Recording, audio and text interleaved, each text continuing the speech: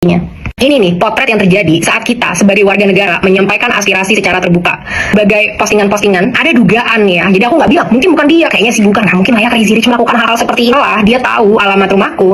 Tiba-tiba buzzer-buzzer muncul di threads dengan nge-share informasi dan KTP aku secara terbuka. Mulai dari nama, NIK, nama ibu, alamat semua disebar secara terbuka. Ini namanya doxing yang membabi buta yang udah lama jadi strategi dugaan ya pemerintah Indonesia. Dugaan kita udah biasa dibungkam dengan tingkah-tingkah seperti ini. Kita yang bersuara terhadap pemerintah, hasil pajak kita dibayarkan dugaan untuk membayar buzzer-buzzer untuk mencemarkan nama baik kita di sosial media dan menggiring opini publik untuk mengalihkan dari argumen-argumen yang kita sampaikan. Begitulah kalau memang orang tidak bisa berlogika, berpendapat secara terbuka, yang bisa dia lakukan hanya menyerang personal. Apa yang buzzer-buzzer itu sampaikan? Katanya aku adalah aktivis LGBT. Nggak usah pakai difitnah, aku buka secara terang-terangan. Aku mencintai semua manusia, terlepas dari agama, terlepas dari seksual orientasi mereka, mau mereka suka sama pohon pisang, itu nggak ada urusannya sama aku. Yang aku urus adalah keadilan dan kesejahteraan dan kesetaraan dari masyarakat Indonesia. Terlepas dari itu, nggak ada urusan, itu pilihan pribadi masing-masing individu. LGBT movement, pernikahan sesama jenis, udah dilegalkan di Denmark di tahun 1980, di mana Denmark adalah negara pertama yang melegalkan ini. Terus ngapain lagi aku mau aktivis-aktivis di sini tentang LGBT? Diketawain, itu udah topik usang di Denmark. Yang kedua, aku dibilang katanya mau provokasi masyarakat. Teman-teman, ceklah sendiri komen-komen aku. Ada di situ masyarakat berantem? Nggak ada. Semua mendukung karena kita semua cinta dengan tanah air kita. Harley Davidson Club, ini potret laki-laki yang kalian jadikan ketua di organisasi kalian. Mendingan naik Supra daripada naik Harley Davidson. Jantan ditantang dengan baik-baik nggak berani. Beraninya mainnya personal, nyerangnya keluarga, mau main. Kedua, DPR dan Partai Nasional Demokrat, kalian rela kinerja kalian dicemarkan sama satu manusia ini? Rela dengan tingkah dia yang kayak gitu? Nggak ada gitu yang menegur dia dan merasa malu dengan perbuatannya? Karena aku sendiri yang rasanya kayak, ya ampun, kalau mau melawan atau mau konfirmasi, setidaknya pakai logika dikit gitu. Aku udah sejahtera ya, dan aku di sini tulus untuk membantu masyarakat. Mau dibuka segala identitas aku buka nih, aku post, ini identitas aku. Siapa yang mau datang ke rumah aku, silakan kunjungi tuh lansia di rumah aku, kunjungi tuh anak-anak yatim dan yatim piatu, ponakan-ponakan aku yang selama ini aku biayai dari hasil kerja kerasku. Teman-teman, makasih banyak yang udah khawatir ya dengan keberadaan aku. Sejak aku post tentang ada intimidasi yang katanya tim dia mau datang ke rumah aku, warga-warga Pamulang udah berjaga di sana, security, masyarakat, dan CCTV semua udah diarahkan ke rumah aku. Keluarga aku pun dilindungi oleh masyarakat sekitar. Ini namanya solidaritas, ini namanya persatuan. Generasi muda, dengar ya, yang penting itu isi otak dan isi hati, bukan isi garasi. Simpang siur nih, ada yang bilang gaji DPR itu 104 juta, ada media yang bilang kalau itu tuh 200-an, ada lagi yang bilang kalau sebenarnya itu bisa miliaran sebenarnya sebulan gitu kan. Kita tanya, kenapa bisa simpang siur kayak gini? Asal muasalnya adalah karena mereka semua tidak transparan. Apa rincian dari hampir 10 triliun yang dianggarkan untuk 580 orang yang katanya mewakili kita, tapi sampai saat ini nggak ada yang benar-benar membela masyarakat. Semuanya diam, semuanya matiin tag-nya, semuanya ngelimit, mungkin nggak semuanya ya, tapi banyak yang aku jadikan target yang ngelimit komen, matiin tag, dan ngeblok. Seperti Ahmad Syaroni contohnya. Takut amat sih sama cewek kecil begini pakai segala di blok-blok. Nah, DPR, transparan kalian mulai sekarang ya. Breakdown dari 10 triliun yang kalian anggarkan, kemana duit itu? Ada untuk bayar-bayar rapat. Emang kantor yang kalian punya itu nggak cukup besar untuk bisa melaksanakan rapat sampai harus rapat di luar? Ada konsumsi-konsumsi, bawa bekal, masyarakat diperes dengan luar biasa kejamnya, mereka mandi kemewahan di sana, patwal, staf sus, dan semua-semua itu untuk apa? Orang saat kita aja sedang menyuarakan aspirasi, nggak ada yang berhasil dengerin. Hari ini banyak masyarakat yang demo, nggak ada mereka keluar dari gedung itu. Gedung itu hasil dari pajak rakyat kita, tapi saat kita mau datang dan menyampaikan aspirasi, semuanya ditutup, semuanya dilindungi dengan peralatan-peralatan yang udah kayak mau perang sama negara lain. Kayak begini, wakil-wakil rakyat kita. Ahmad Syaroni bilang, katanya dia ngumpet-ngumpet dengerinnya. Ngapain ngumpet-ngumpet? Diajak debat aja banyak bacot, segala pakai ngomong ngumpet-ngumpet. Kalau nggak kerja bilang aja nggak kerja. Ini orang emang bener-bener ya, omongannya nggak bisa dipegang. Sampai saat ini nggak ada satupun DPR yang berpihak pada rakyat. Masihkah mereka mewakili kita? Atau mereka sebenarnya memang hanya mewakili partai-partainya dan mau mengeruk keuntungan sebesar-besarnya dari kita? Katanya pensiunannya seumur hidup, teman-teman. Kita aja yang udah kerja, kepala jadi kaki, kaki jadi kepala, mungkin nggak dapat pensiun dengan uang yang seadanya. Mereka-mereka ini yang joget-joget, yang ngatain rakyatnya rakyat jelata, yang ngatain tolol, dapat pensiun seumur hidup. Ikhlas kita, masyarakat Indonesia.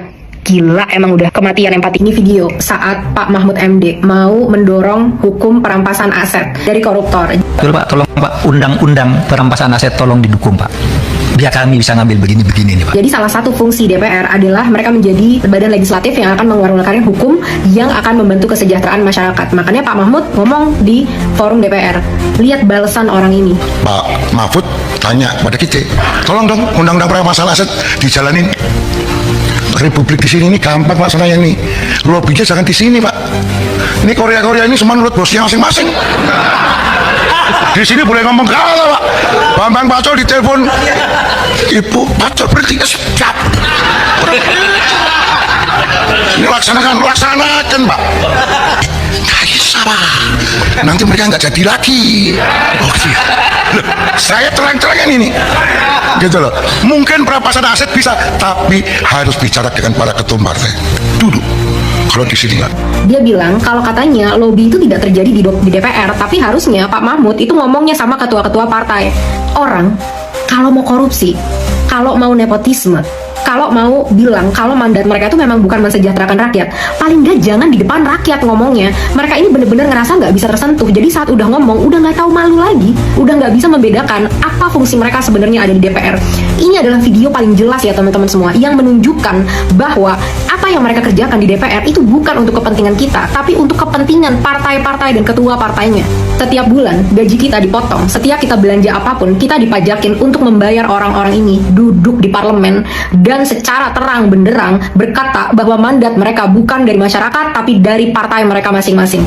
Tag di bawah siapa ini orangnya namanya dan dari partai apa dia. Jangan pernah kita pilih partai ini lagi, jangan kita sentuh partai ini lagi. Partai ini udah merusak masyarakat Indonesia, merusak budaya politik di Indonesia, dan orang ini adalah perusak yang secara terang-terangan berkata tanpa ada rasa malu, tanpa punya moral, tanpa punya empati.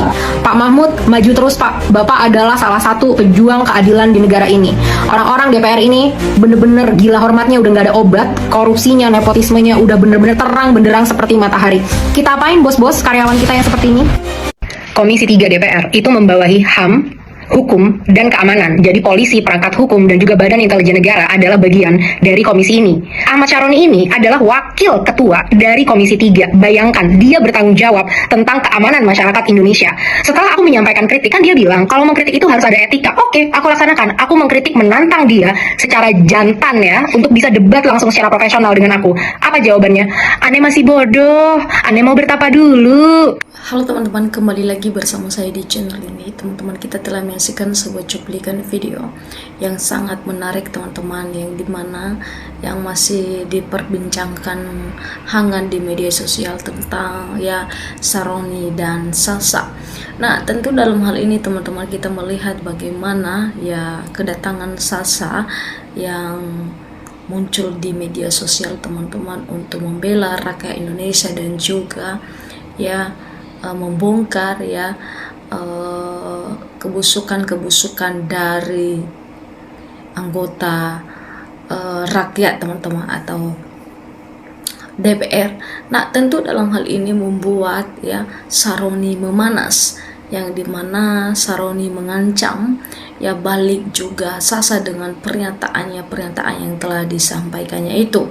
Ya, tentu dalam hal ini teman-teman, kalau kita melihat semakin hari semakin ya tidak berhenti masalah ini teman-teman. Kalau kita melihat ya bagaimana juga ya kekecewaan ya Sasa, apa yang mereka lakukan untuk rakyat Indonesia yang sangat sederhana.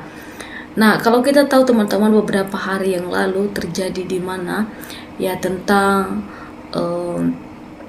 demo yang sangat mengerikan ya, dan juga sangat menakutkan. Karena kenapa? Ya karena mereka rakyat turun lapangan untuk ya menyuarakan ya isi hati mereka kepada DPR, dan tentu mereka juga bereaksi ya, dan mereka juga marah, dan mereka membakar berbagai gedung di berbagai kota. Nah, tentu dalam hal ini teman-teman sangat-sangat mengganjal sekali. Kenapa? Karena anggota-anggota dewan ini tidak perhatian kepada rakyatnya. Nah, tentu dalam hal ini teman-teman, beberapa hal disampaikan oleh Sasa bahwa dia berani berdebat ya kepada Syaroni ya untuk membuka semuanya apa sih pekerjaan dari ya DPR ini. Dan Syaroni juga mengancam balik ya salsa dengan pernyataan-pernyataan tersebut.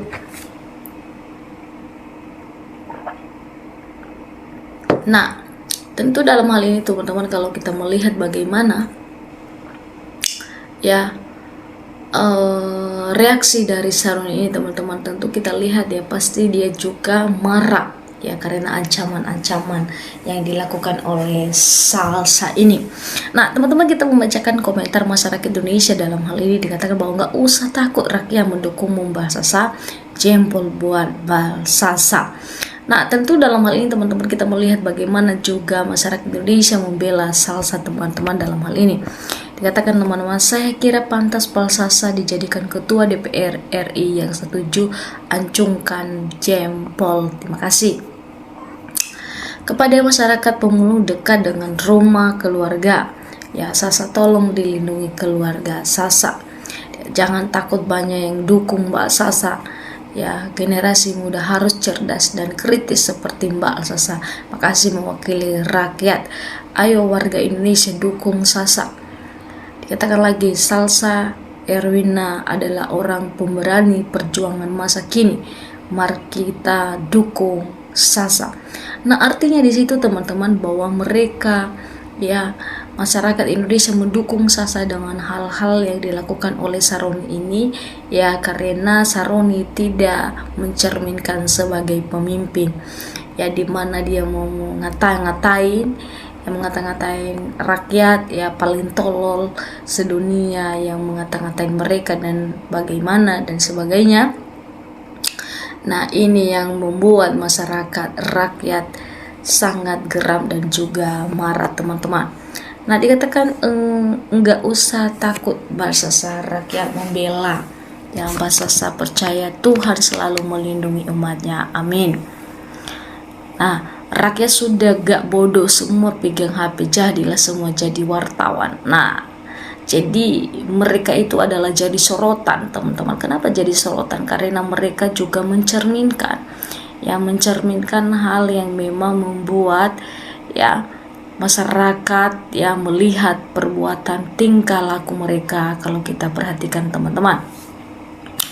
Nah tentu dalam hal ini teman-teman, kalau kita melihat bagaimana suatu ganjalan yang dimana yang saat ini kita melihat ya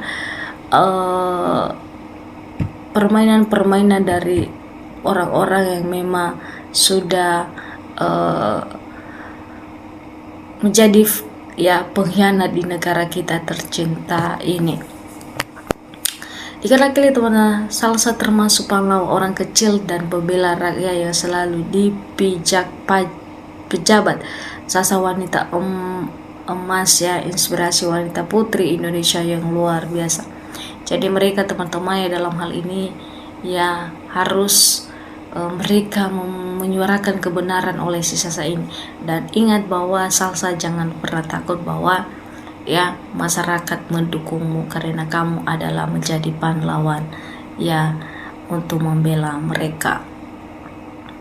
Dikatakan jangan takut Mbak Sasa, rakyat sudah siap mati untuk jaga keluargamu. Nah, dikatakan lagi di sini teman-teman, ya dikatakan bahwa Indonesia butuh orang-orang seperti Sasa. Ayo rakyat Indonesia jadikan ia sebagai pemimpin di negeri ini.